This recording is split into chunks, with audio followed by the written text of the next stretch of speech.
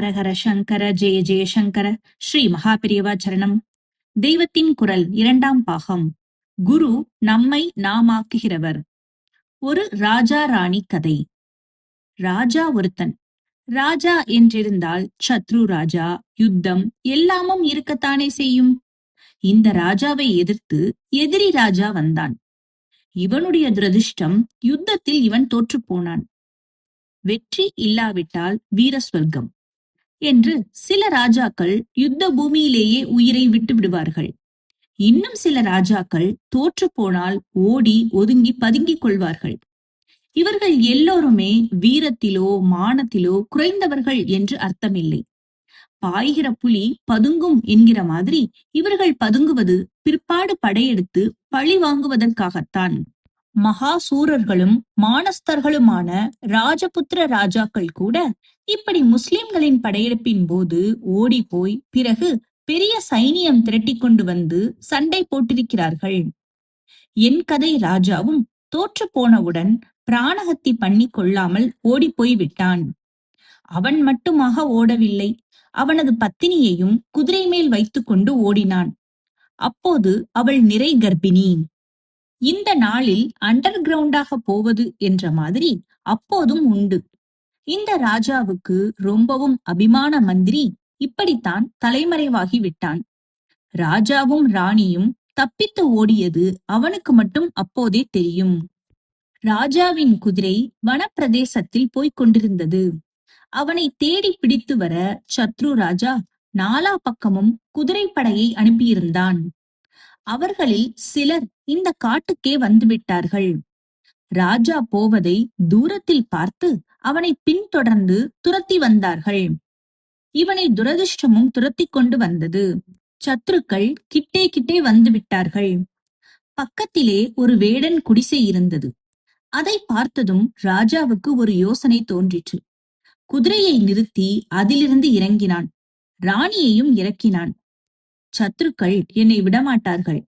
அவர்கள் ஏராளமான பேர்கள் இருப்பதால் நான் எதிர்த்து எதுவும் பண்ணுவதற்கில்லை. என் முடிவு நிச்சயம். ஆனால் என்னோடு நீயும் போய்விடக் கூடாது.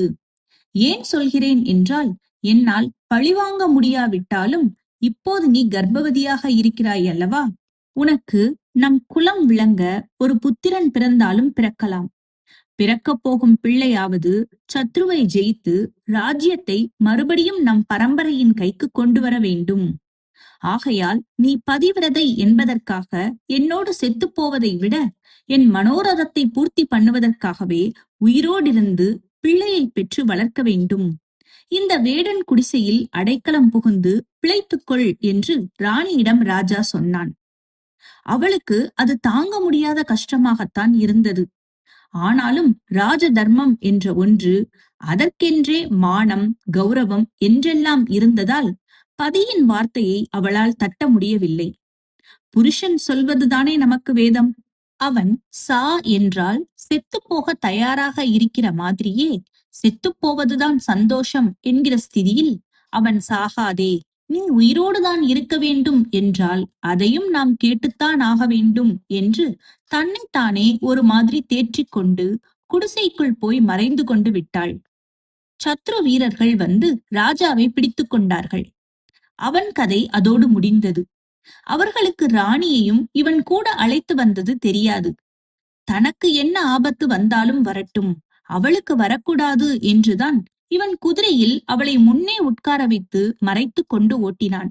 பின்னால் இருந்து வந்த எதிரிகளுக்கு குதிரை மேல் இவனுக்கு முன்னால் அவள் உட்கார்ந்திருந்தது தெரியவில்லை. அதனால் ராணியை தேடி பார்க்காமலே அவர்கள் வந்த காரியம் முடிந்தது என்று சந்தோஷமாக போய்விட்டார்கள். வேடன் குடிசையில் வேடனின் அம்மா கிழவி இருந்தாள். பூர்ண கர்ப்பிணியாக தஞ்சம் என்று வந்த ராணியை மனசார வரவேற்று வைத்துக் கொண்டாள். படித்தவர்கள் நாகரிகக்காரர்கள் என்கிற நம்மை விட பாமரமான ஏழை ஜனங்களிடம் உபகாரம் செய்கிற சுபாவம், விசுவாச பண்பு எல்லாம் எக்காலத்திலும் ஜாஸ்திதான். ராஜஸ்திரீயை வேடஸ்திரீ தன் வயிற்றில் பிறந்த மகளை போல் வைத்து பராமரித்தாள். ராணி வயிற்றில் ஒரு பிள்ளை பிறந்தது. அதோடு தன் கடமை ஆகிவிட்டது என்கிற மாதிரி பிரசவத்திலேயே ராணி மரணமடைந்து விட்டாள். 10-12 வருஷங்கள் ஆகிவிட்டது. சத்ரு ராஜாவே பரிபாலனம் பண்ணி கொண்டிருந்தான். ஆனாலும் ஜனங்களுக்கு அதில் திருப்தி இல்லை. ஒரு ராஜ்யம் தோற்று போனால் கூட ஜனங்களுக்கு தங்கள் பழைய பாரம்பரிய ராஜா இல்லையே என்று தாபம் இருந்து கொண்டேதான் இருக்கும். இந்த கதை ராஜ்யத்தில் இருந்த ஜனங்களுக்கு ராஜாவோடு ராணியும் தப்பித்து போனதோ, காட்டிலே அவளுக்கு குழந்தை பிறந்ததோ தெரியாது. அதனால் தங்கள் கஷ்டத்தை எல்லாம் அடக்கிக் கொண்டு பொறுமையோடு இருந்தார்கள்.